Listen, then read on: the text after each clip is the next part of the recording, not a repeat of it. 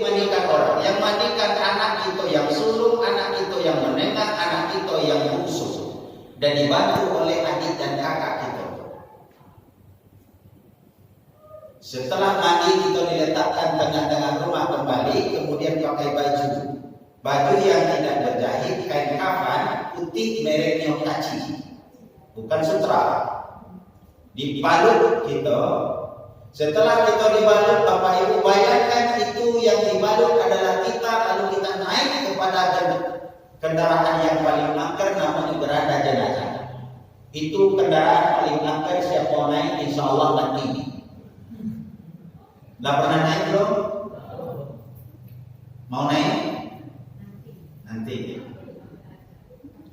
Lalu itu dibawa ke Masjid Al-Munawwar ini. Anak ngantari, cucu ngantari, suami atau istri ngantari, adik kakak ngantari, tetangga udah datang. Banyak orang datang begitu. Takkan kita di dalam masjid letakkan paling depan. Melintang, lalu kita disolatkan tempat takbir. Bayangkan Bapak Ibu, kita yang disolatkan ketika itu. Setelah itu Bapak dan Ibu, setelah disolatkan selesai, kita dibawa keluar kembali, naik mobil, diangkat jenazah kita, berada jenazah diangkat kembali. Di mana itu kuburan di sini?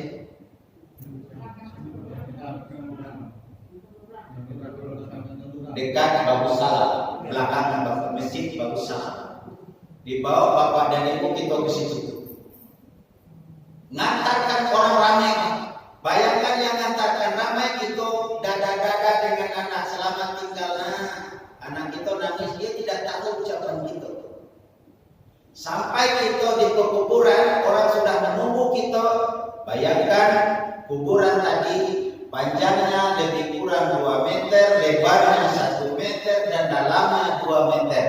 Sampai jenazah kita di situ, lalu anak kita atau keluarga kita masuk ke dalam kubur, lalu menyambut jenazah kita.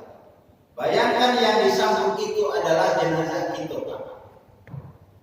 Lalu dibuka seluruh ikatan-ikatan yang ada pada jenazah tadi, ikatan-ikatan talinya, dan khusus untuk mukanya dibuka dan ujung jari kakinya dibuka. Lalu apa? Dimasukkan ke liang lahat. Tabayang Pak? Setelah kita dimasukkan ke liang lahat, dihadapkan ke kiblat. Di atas tanah, di bawah tanah, di depan tanah, ditutup dengan tanah sepas-pas badan. Lalu kita disiram dari sedikit demi sedikit dengan tanah. Anak kita ada di bibir kuburan. Suami atau istri kita yang menunggu ada di kuburan sambil dia menangis, kita ucapkan selamat tinggal wahai keluargaku. Lalu setelah itu Bapak Ibu, setengah kuburan di padat kuburan kita, lalu ditinggikan, orang berdoa untuk kita. 7 langkah orang mengantar mayat dari kuburnya, datanglah malaikat bertanya kepada kita. Maka di dalam riwayat nyatakan ada roh itu disampaikan kembali kepada jasadnya, dan ada roh itu dikawani dengan jasadnya untuk mempertanggungjawabkan seluruh perbuatan kita. Kuburan gelap, kuburan sempit, kuburan panas. Ketika itu kebayang bagi kita, ketika itu Bapak dan Ibu, ya Allah, rupanya ada alam kubur. Kebayang bagaimana sholat selama ini kita lalaikan. Kalau kita kerjakan tapi sekedar mengerjakan sholat kubur kewajiban. Bagaimana selama ini kita teringat dengan dosa meninggalkan puasa kita waktu muda dulu. Bagaimana dosa kita kepada orang tua kita. Bagaimana dosa seorang suami kepada istri. Bagaimana dosa istri kepada suami. Bagaimana barang-barang haram yang masuk ke dalam perut kita selama ini ketika kita bekerja. Bagaimana kita iri, dengki, hasad, hasud, memfitnah, adu domba. Bagaimana maksiat yang kita kerjakan selama hidup di atas dunia. Bagaimana orang yang kita zalimi. Bagaimana kita memutus silaturahim dengan kakak kita, dengan adik kita, dengan saudara kita. Bagaimana kita iri dan dengki dengan tetangga sebelah menyebelah. Itu pun akan kita pertanggungjawabkan di hadapan Allah. Tabayang Bapak Ibu? Tabayang. Masyiral muslimin jamaah sholat subuh rahimahullah. Dan ketika itu baru ada penyesalan. Penyesalan apa? Penyesalan alam kubur ada. Kalau orang yang beriman dilapangkan kuburnya seluas-luasnya, kalau orang yang berkafir akan disempitkan kuburannya. Tadi saya ceritakan Pak Daniel, keadaan kita tiga Pak. Pertama adalah kubur kita sangat gelap, yang kedua sangat panas, yang ketiga adalah sangat sempit. Kenapa gelap? Karena memang cahaya tidak masuk satu pun juga. Kenapa sempit? Karena kuburan seluas cuma sekedar seukuran badan kita. Dan kenapa panas Pak? Karena udara tidak masuk. Siapa yang akan menolong kita ketika itu Pak? Tidak ada. Anak kita sudah pulang, istri kita sudah pulang, suami kita sudah pulang, adik kakak kita sudah pulang. Semua orang yang kita cintai pulang. Padahal di dunia dulu kita punya jabatan tinggi. Ketika jabatan tinggi bukan rendah hati, tapi sombong dengan manusia.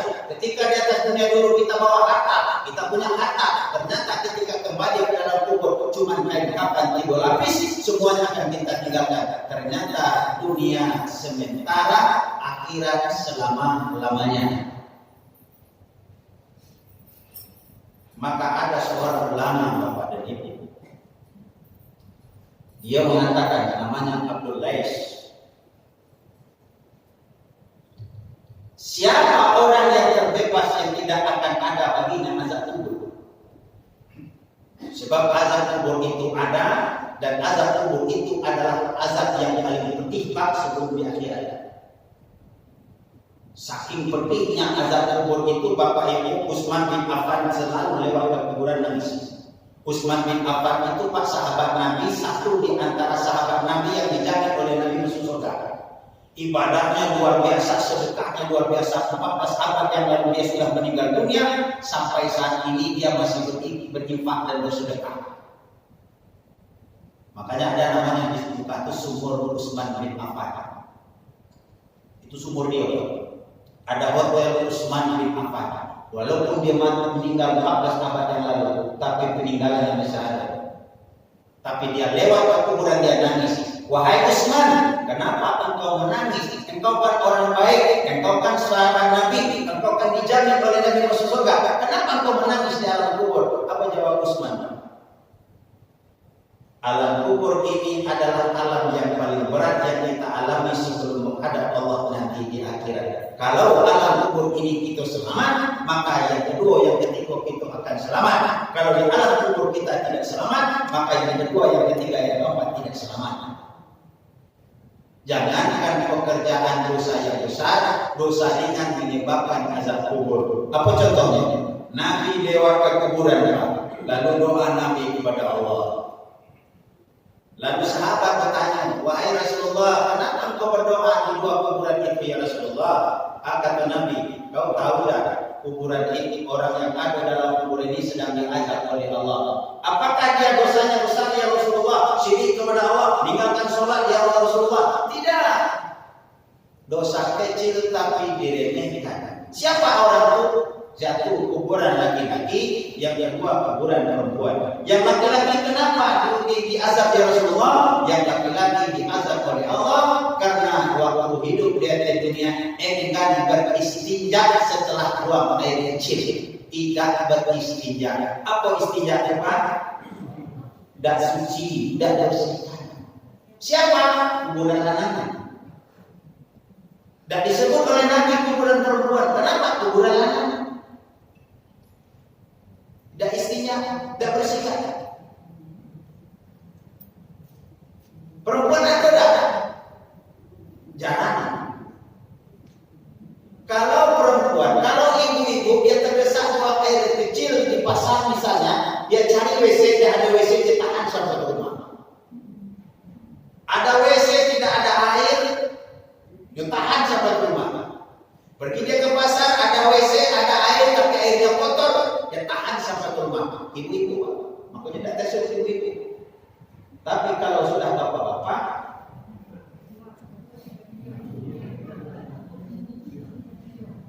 apa?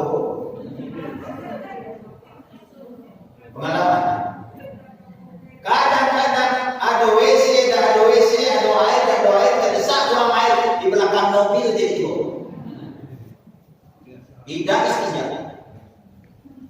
Padahal bab yang pertama dalam fikih Bapak dan Ibu adalah bab taharah. Sucikan. Jangan itu yang menyebabkan azab kubur. Makanya taharah bersihkan dengan apa? Pertama dengan air. Ustaz, ada air Ustaz. Dengan batu. Tidak ada batu Ustaz. Dengan tanah. Tidak ada tanah Ustaz. Dengan kertas. Tidak ada kertas Ustaz. Dengan daun. Asal jangan daun dilatang baik. Nah, kalau daun dipakai telur, daun dilatang dipakai nanti nunggu Ustaz tulis mana. Ini laki-laki ini. Dia beribadah tapi tidak mengingatkan sosial. Yang kedua, kuburan Tino. Dengar ibu-ibu. Yang kedua, kuburan perempuan. Kenapa diazab? Ya Rasulullah, apakah dosa besar? Tidak ada dosa besar. Tapi apa? Perempuan ini diazab apa? Karena tidak melihara orang. Gosip, kunci. Apa laki-laki tidak ada? Apa sentimen yang ibu ke kami? Ada beda? Ada, tapi kalau nengok persentasenya mana yang banyak laki-laki berdawai bagi perempuan? Kalau ngaku sendiri.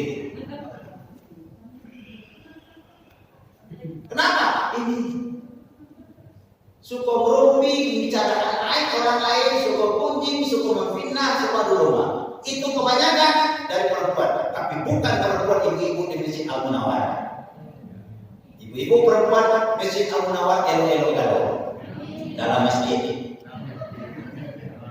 Di luar masjid mulai. Dah, di luar masjid elo. Nah, tuh beratnya azab dalam kubur. Ketika dosa kita banyak apa tadi itu, ketika banyak kesalahan, maka kita dikumpul oleh malaikat dalam kubur, maka terbujaklah kita ke dasar bumi paling bawah, lalu dibangkitkan kembali, dicongkel kembali dengan tangan-tangannya malaikat. Sampai kapan? Sampai hari kiamat. Maka Bapak Ibu, berapa lamanya kita menunggu di alam kubur tergantung apa?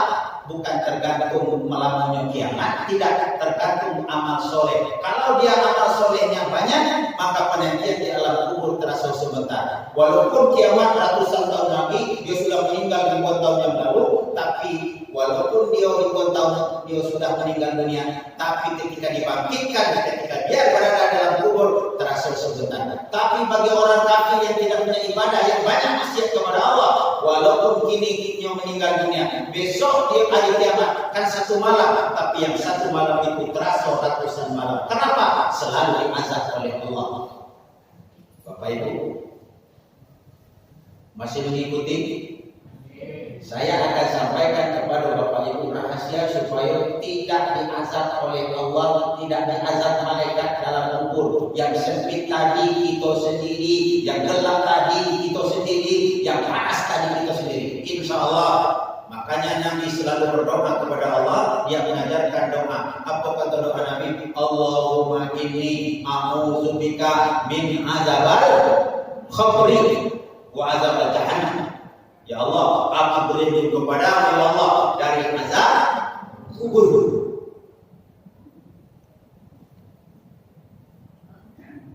Makanya menurut Abu Lais, dia mengatakan supaya terbebas dari azab kubur, 4 amalan yang harus kita kerjakan Bapak. Ibu Bapak mau terbebas dari azab kubur? 4 minimal amalannya. Apa yang pertama? Kata Abu Lais adalah untuk terhindar dari azab kubur, jagalah sholatnya. Kalau menjaga sholat bukan sekedar mengerjakan Pak, tapi jaga waktunya, jaga kekhusyukannya, dan sholat dijadikan kebutuhan dalam hidupnya. Itu saja. Kenapa tidak disuruh yang lainnya menjaga? Sebab apa? Sholat itu tiangnya utama. Maka sahabat Nabi namanya Mu'az. Ya Rasulullah, kata Mu'az, saya mohon kepadamu ya Rasulullah, ada permintaan saya kepadamu, tolong dikabulkan ya Rasulullah. Apa? Izinkan saya menjadi teman engkau nanti di dalam surga. Jadi teman Nabi dalam surga. Kecek Mu'az. Mu'az itu sahabat, bukan Nabi. Mu'az itu banyak dosa, tapi Nabi tidak ada dosa. Kira-kira tempatnya sama dah. Kalau Nabi itu di akhirat di surga tempatnya VIP. Makanya Nabi katakan, tapi Mu'az mengingat, ya Rasulullah, saya kepingin minta kepadamu ya Rasulullah, doakan saya ya Rasulullah, dan kepingin saya menemani engkau dalam surga ya Rasulullah. Apa jawab Nabi? Mu'az, permintaanmu beratnya, ada yang lain. Tidak ada ya Rasulullah, itulah permintaan saya satu-satunya, bisa menemani engkau dalam surga. Kalau memang itu wahai Mu'az, maka bantulah saya agar kau bisa masuk surga berdekat dengan aku nanti. Bantu dengan memperbanyak sujud kepada Allah, memperbanyak rukuk kepada Allah, dan perbaiki rukuk dan sujudmu berarti memperbaiki salat. Itu satu. Tadi saya katakan Bapak dan Ibu, kubur sangat panas, sangat gelap, sangat sempit.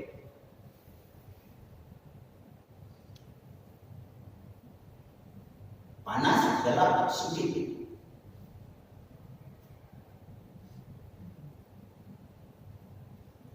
Dalam hadis,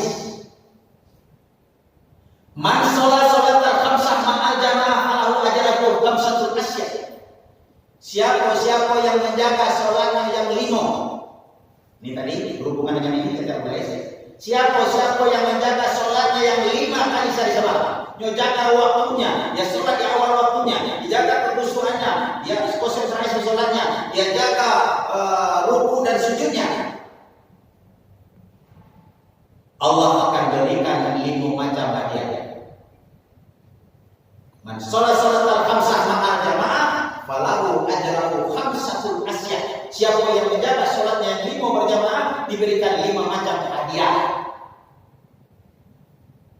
Satu di antara hadiah itu adalah yarfa'allahu fi azab al-qabri. Allah hilangkan daripadanya azab kubur.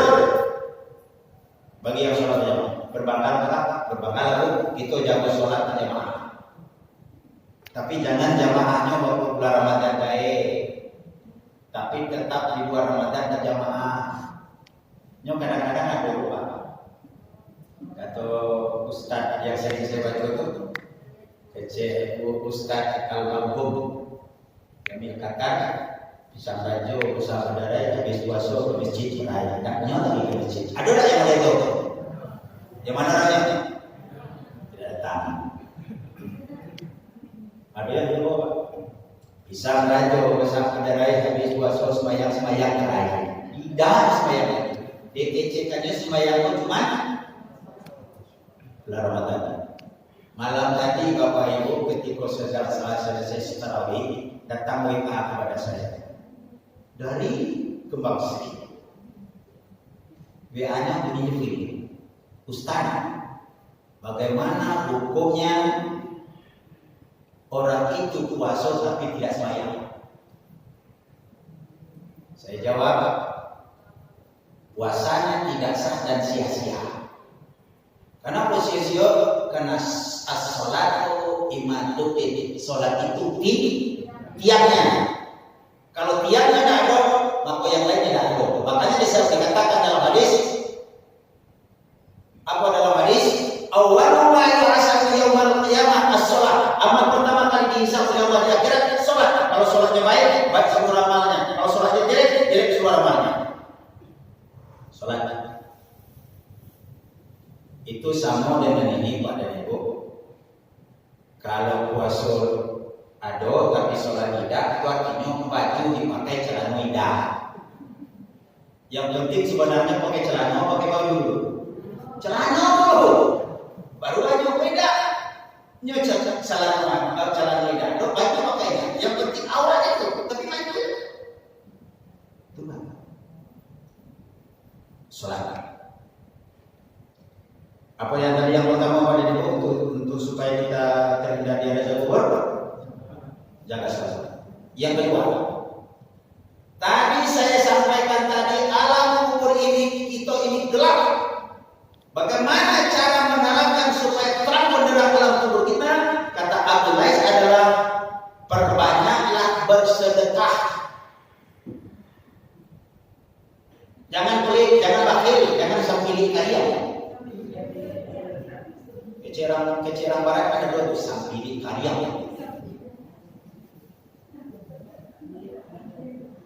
Iya, ada yang sampili karya. Ada dah di masjid ini selama bulan Ramadan belum pernah sedekah ke masjid. Coba diulang. Belum pernah sedekah. Rumah lah ada, mobil lah ada, kendaraan lah ada, anak lah pasti kalau cucu pun lah ada, depositonya ada, tabung ada, tapi sedekah ke masjid cuma 5.000 seminggu.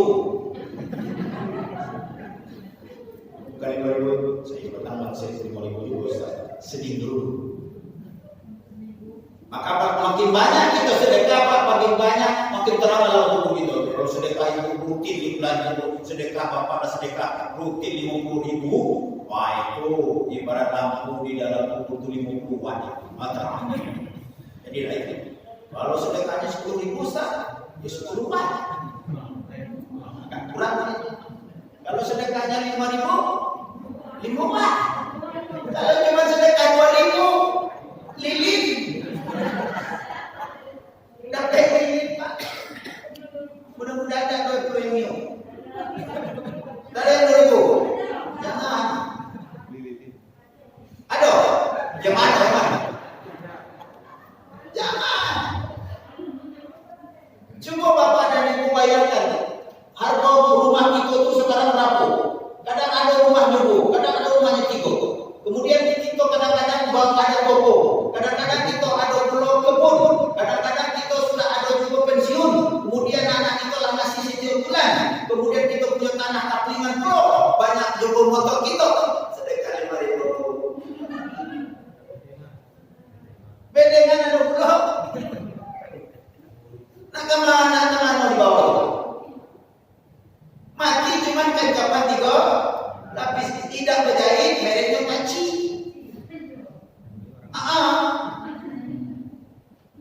Harta yang kita tinggalkan bagi kawan, bagi anak kita. Iyalah kalau kecil anak kita itu. Ini yang mama kita, pak kita meninggalkan harta banyak begitu. Kalau beliau yang memberikan kita harta, meninggalkan kita harta, baik itu sedekahkanlah sebagai niatkan pahala untuk bapak kita. Kalau anak berpikiran normal, tapi kalau ada anak pikiran normal, mari cepat-cepat kita bagi ke situ. Makanya selama kita masih hidup Bapak dan Ibu, banyaklah sedekah, banyaklah rumah, ada masjid bangun, tidak cuma masjid Al-Munawwar, di mana ada masjid yang lain. Bangun ini. Siapa yang membangun rumah Allah di dunia, maka Allah akan bangunkan istana nanti di akhirat. Buatkan program ke anak itu. Nah kalau ke masjid, sedekah 2.000, sedekah 5.000, sedekah 10.000, kasih. Nah aja Pak.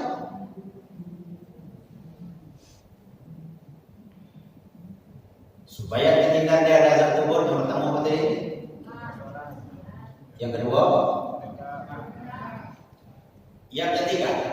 Tadi saya sebutkan alam kubur itu adalah sempit seukuran badan. Maka bagaimana untuk melapangkan kuburan? Menurut Abdul Lais, dia mengatakan terhindar dari azab kubur, rutinkan, programkan terus membaca Al-Quran. Alhamdulillah. Bukan di bulan Ramadan saja, tapi tiap hari rutin, dikit jadi larang. Tak bisa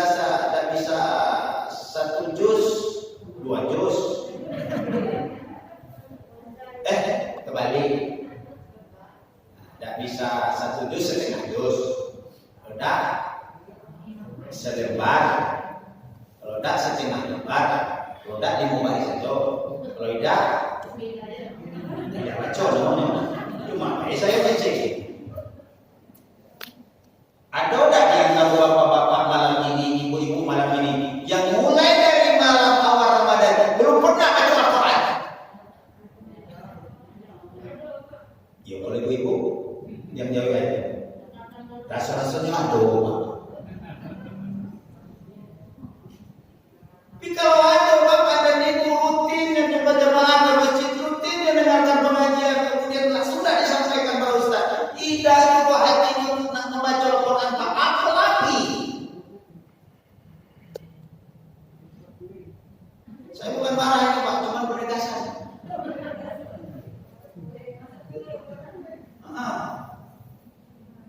Belum pernah dari awal Ramadan, belum pernah tersentuh, belum pernah buka baca Al-Quran, belum pernah. Setiap malam kita ngaji, subuh kita diingatkan dulu. Masuk dari makanan, tapi masuk di bawah itu masih syukur itu masuk. Ada masuk dari makanan, mantul. Tidak nyangkut itu. Kalau lewat nama sena ini tidak masuk kanan, keluar, masuk kiri. Tak ada yang nyangkut. Mari Pak. Lapangkan kuburan dengan Al-Quran. Satu huruf kita baca Quran 10 pahalanya, alif lam mim 3 huruf 30 pahalanya. Kalau ini kubur kita ini nomor 1 tadi apa Pak? Yang kedua, yang ketiga, yang 4 lagi. Yang keempat, tadi alam kubur kita ini panas. Kenapa panas? Memang udara yang panas. Tak baca puasa saja. Walaupun tukang AC, jangan-jangan tukang AC panas saja. Ini apa? Mau kerja AC, bisa yang tidak panas saja. Jangan-jangan tukang listrik. Tukang listrik kegelapan. Masuk tukang listrik kepanasan. Tukang listrik yang menerangkan orang tapi gelap. Baik. Alam kubur kita ini tadi panas. Kenapa panas? Karena tidak ada udara. Bagaimana cara mendinginkan alam kubur? Kata Abdul Bais itu cara mendinginkan, banyak-banyaklah berzikir kepada Allah. Subhanallah walhamdulillah wa la ilaha illallah wallahu akbar. Subhanallah walhamdulillah wallahu la ilaha illallah wallahu akbar. Subhanallah walhamdulillah wa la ilaha illallah wallahu akbar. Wallahu akbar.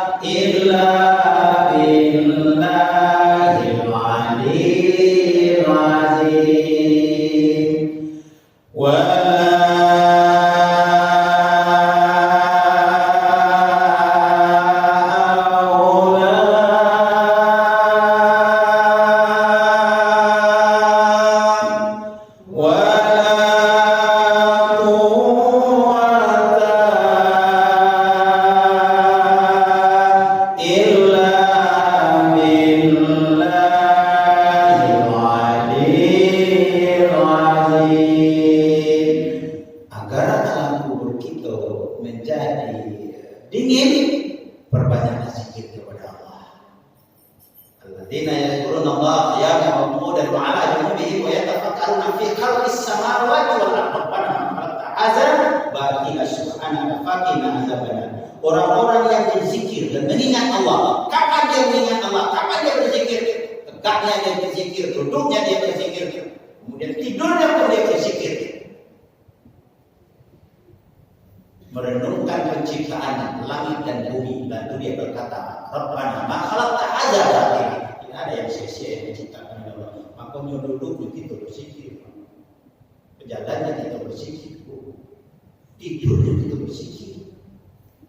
Makanya kalau ibu-ibu sedang masak, subhanallah walhamdulillah wa la ilaha illallah wallahu akbar, subhanallah walhamdulillah wallahu akbar, kami bapak-bapak itu cukup. Kalau sedang nak pergi berjalan, sedang nak pergi berjalan, kemudian menyisir rambut, subhanallah walhamdulillah wa la ilaha illallah, subhanallah walhamdulillah wa la ilaha illallah. Ibu-ibu sedang bersolek, sedang berniat, mengasih positif.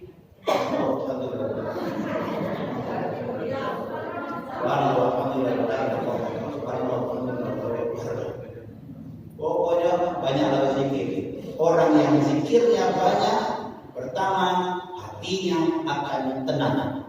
Allah bizikrillah tatma'innul qulub. Hanya dengan berzikir kepada Allah, hati itu akan jadi tenang. Satu. Yang kedua, ahabba ilallah kalimatun arba'un, 4 kalimat yang paling disenangi oleh Allah. Mereka tidak akan berat ditimbang amal, pahalanya gede. 1 kalimat tasbih, yang kedua kalimat tahmid, yang kelima kalimat tahlil, yang keempat kalimat takbir. Itu yang kita baca tadi. Tahmid, tasbih, tahmid, tahlil, takbir. Bahkan kata Nabi, siapa yang mengucapkan kalimat la ilaha illallah dan dia yakin dengan kalimat itu beratnya seberat bumi dan seluruh isinya. Yakin dengan itu.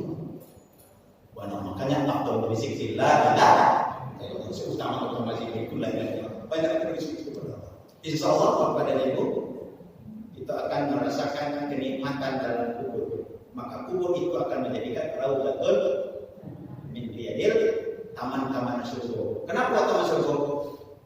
Kubur itu gelap, tapi dengan banyak bersedekah kubur kita menjadi terang.